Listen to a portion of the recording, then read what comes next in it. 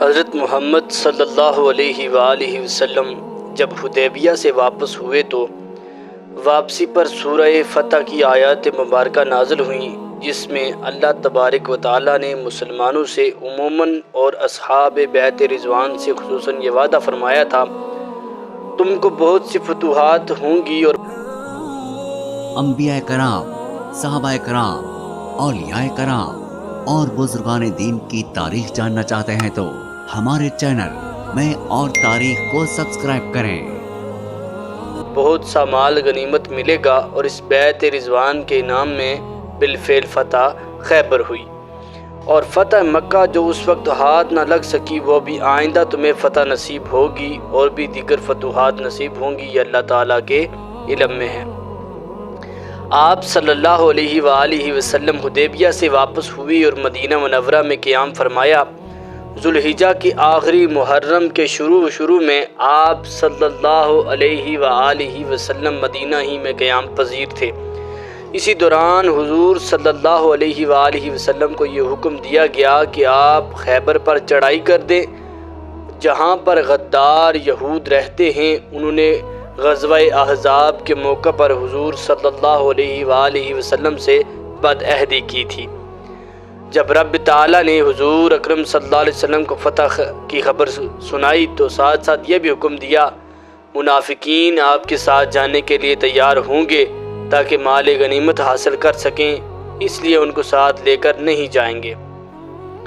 حضور نبی کریم صلی اللہ علیہ وسلم مدینہ میں کچھ قیام کے بعد آخر ماہ محرم الحرام میں 1400 پیادوں اور 200 سواروں کو لے کر خیبر کی طرف کوچ فرمایا، اور ازواج مطہرات میں سے ام المومنین حضرت ام سلمہ رضی اللہ تعالی عنہا آپ کے ساتھ تھیں، کیونکہ آپ صلی اللہ علیہ وآلہ وسلم کو معلوم تھا کہ غطفان نے یہود خیبر کی امداد کے لیے لشکر جمع کیا ہے، اس لیے آپ مدینہ سے چل کر رجی میں جو خیبر اور غطفان کے درمیان میں ہے، تاکہ یہود غطفان ڈر اور خوف کی وجہ سے یہود خیبر کی مدینہ مدد کے لیے نہ پہنچ سکے۔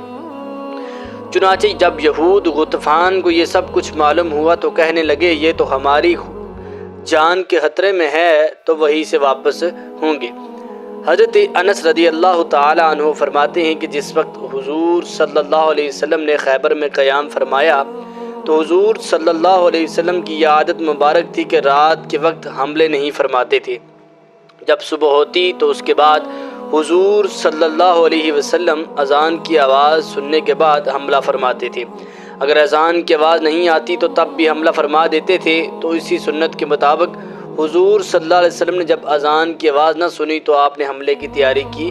صبح ہوتے ہی یہود اپنے کدال اور باو لے کر اپنے کاروبار کے لیے نکلے۔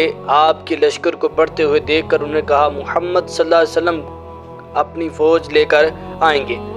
خیبر میں یہودیوں کے بہت زیادہ قلعے تھے، وہ آپ کو دیکھ کر اپنے بیوی بچوں کو لے کر قلعوں میں محفوظ ہو گئے۔ آپ صلی اللہ علیہ وسلم نے یکے بعد دیگرے قلعوں کو فتح کرتے جاتے تھے۔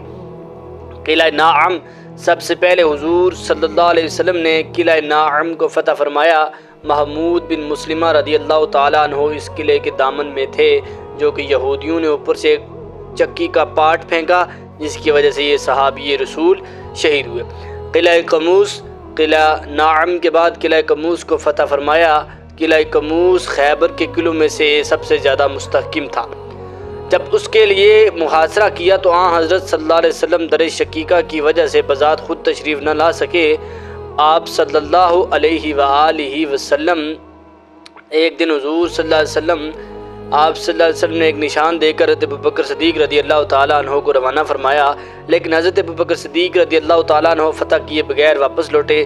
دوسرے دن حضور صلی اللہ علیہ وسلم نے حضرت عمر رضی اللہ تعالیٰ عنہ کو نشان دے کر روانہ فرمایا، لیکن حضرت عمر رضی اللہ تعالیٰ عنہ نے بہت زیادہ جدوجہد کیے بعد بھی فتح نصیب نہ ہوئی۔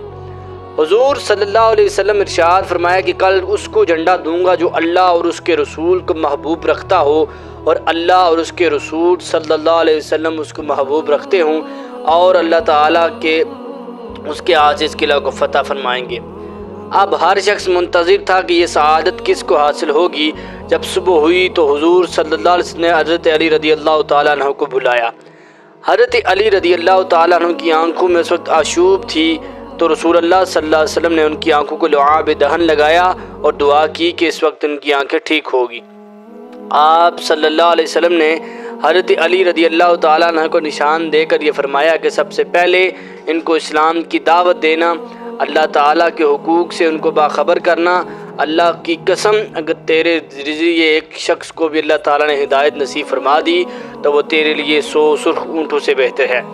چنانچہ حضرت علی رضی اللہ تعالیٰ عنہ نشان لے کر اس قلعے میں پہنچے اور یہودیوں کے ساتھ لڑائی کی۔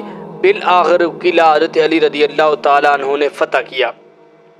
قلعہ صعب بن معاذ، قلعہ کموز فتح ہو جانے کے بعد صعب بن معاذ کا قلعہ فتح ہوا، جس میں غلہ اور چربی دوسرے قسم کے کھانے کی اشیاء مسلمانوں کے ہاتھ لگی۔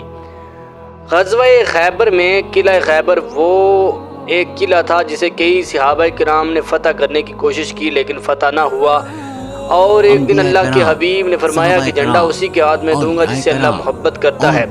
اب وہ محبت کرنے والی شخصیت جناب ابن ابی طالب تھے، حضرت علی رضی اللہ تعالیٰ عنہ تھے۔ اللہ نے ان کے